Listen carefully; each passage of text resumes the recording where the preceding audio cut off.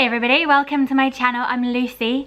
I share my life with my husband Tim and our two kids, Ramona and Juno. We do a form of home education called unschooling, which I'm a huge fan of. It's probably been the single most revolutionary and liberating and healing thing that I have ever done. And this channel is all about sharing kind of some of the insights from the unschooling world that they might just serve your family a little bit, whatever stage you're at, whatever you're doing with your family. Today I wanted to talk a little bit about food because I'm hearing from lots of people that it's become a bit of an issue for them. So I'm going to begin by talking about how to do food with your family from a kind of unschooling perspective.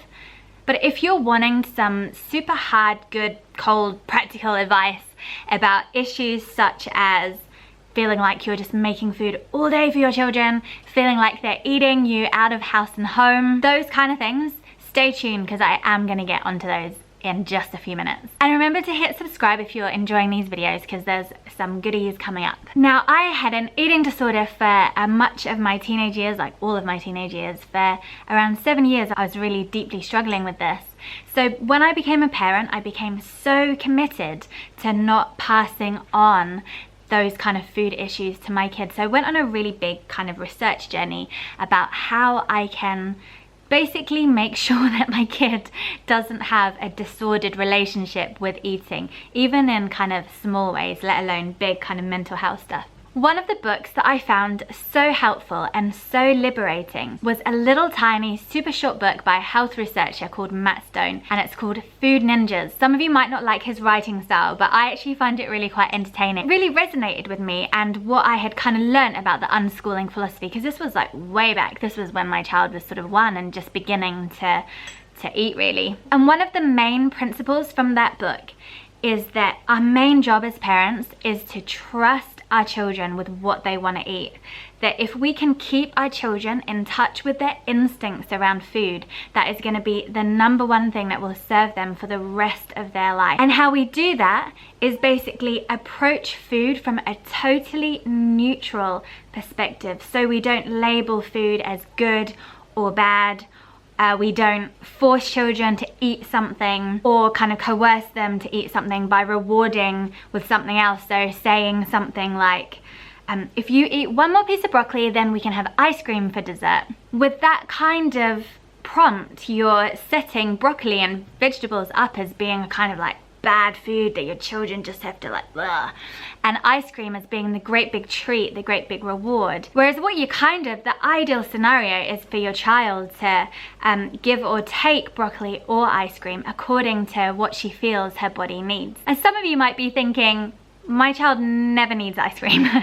But in his book, Food Ninjas, he actually makes a really good point that nutritionally and in lots of other ways, ice cream is as close to breast milk as any other food. For some kids, the high energy and the easy to access calories of ice cream might be exactly what they need. It might be a little bit radical, but I super suggest you read it and just see how it lands with you. There's some really compelling research in this book. We've been kind of doing this method around food since the children were born. And I can tell you that it really super works. So we have drawers full of chocolate and cookies and chips. And they're just as likely to open a bag of chips or open a packet of cookies as they are to make a whole smoothie using 6 bananas, which Ramona just did. And I was like, whoa, whoa, whoa, you really needed 6 bananas, okay. I tell you that not to be like, oh, we're so awesome. But sometimes it really helps if you're thinking about putting your faith in something. Like if you're feeling that urge, you're feeling that draw to that, but it feels a bit scary. It's really nice to have somebody 9 years down the line of doing it saying it really does work. And sometimes I look at food as being one particular area of our parenting where I really feel 100% that we did the right thing by not emotionally loading certain foods. I mean, literally, these are our drawers right now. My favorite chocolate ever. And we've got like open chocolate chip cookies next to the gluten-free quinoa spaghetti. So the unschooling principle at play here is that your children are really the gurus of their own selves. They know their bodies best, they know their minds best. You can trust them to learn and you can trust them to eat as long as you're not loading food with with certain baggage. You can trust them to go with their instincts on things. So our kids, when we're going shopping, our kids can contribute to the shopping list, and we tend to get, if we can afford it at that time, whatever it is they want. They have as much say in the shopping list as we do. And they're just as likely to say a fresh coconut as they are a packet of chocolate chip biscuits. So that's a little bit of food for thought around how unschooling can relate to the environment of food. But I also recognise that there's really real things at play here sometimes, right? Like, actually you might not be able to afford to fill your drawers with chocolate and crisps and biscuits. That's a real thing. And I don't want to pretend that that's not a real thing for people. You might have allergies in the family, or intolerances, or teeth issues, or real life things. And that doesn't mean that you just take this philosophy and go, oh, forget all of that. You're still a guide. You're still kind of holding your family's safety and health. It's quite a responsible job, this whole parenting fandango, isn't it? But I would love to invite you to bring the family circle principle into your family's relationship with food. So bring everybody in. Create a kind of democratic environment with your family's decision making around food. So you might get together, might have a little talking piece, and you might say, look, here's the dealio. We only have this much money for our family budget. I really recognize that you really like this kind of food and you really like this kind of food. I'm worried that if we buy the biscuits, we might just eat them all in one go and we won't have any other biscuits.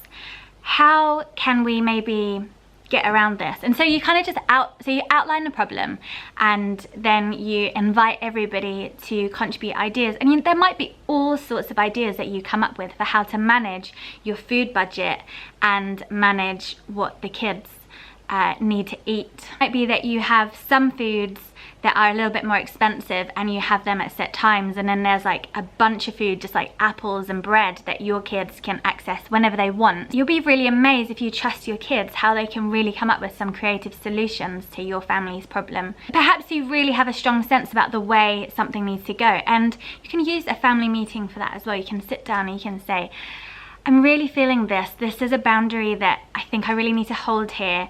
So this is how it's gonna go. How is that gonna land with you? Is this gonna make this easier for you at all? It's really about having a transparent communication process and transparent decision-making process with your family. That's what power sharing looks like. And power sharing is one of the philosophies that I think unschooling can really offer the world. So see if you can bring a little bit more of that power sharing dynamic into your family's decision making around food. Perhaps you feel like you're just making food all day.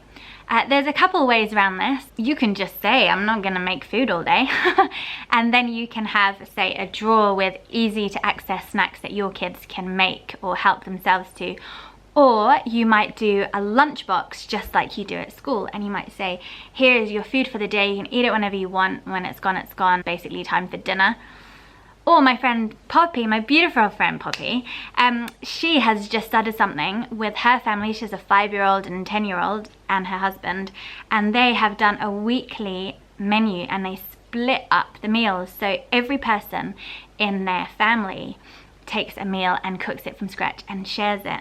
The benefit of that is that you've instantly chopped down how much food you're making, but also family members get really excited about what they are contributing to the dinner table, and it's a really, really cool way of inviting your kids to experiment with food more, and it is a really good way of inviting your kids to actually eat the food. I've tended to find that kids are much more likely to enjoy eating the food if they've contributed to it in some way. So yeah, in summary, those are my kind of 5 top tips. So 1, take all of the emotion out of food. Don't have good or bad foods, just have it in a totally neutral thing where all food can be nice for your body in some way, and just love all food and listen to your body. That to me is just like the philosophy that just leads to a really healthy perspective on food for a lifetime. Then 2, bring a little bit more power sharing into the food dynamics in your family, and do that through circles and transparent communication and decision making, and trusting that your kids can come up with some solutions to your food problems as well. 3, consider having a super accessible drawer or lunch boxes so your kids can just help themselves to food all day and you're not really bothered with it. And 5, I've totally forgotten how to count in the pandemic. But number 5 was about splitting up your meal times so that each family member takes on a meal. We haven't done that yet. I think I'm gonna do that. That's gonna be something I'm gonna invite my family to do this week, and I'll let you know how it goes. I'd love to hear from you in the comments how food is working in your family during the pandemic, and if you've come up with any creative solutions to make it all feel a little bit easier and a little bit less loaded and a little bit less hard work as well. Wherever you are in the world, much love to you and take care. Thank you for watching, and don't forget to subscribe. Mwah!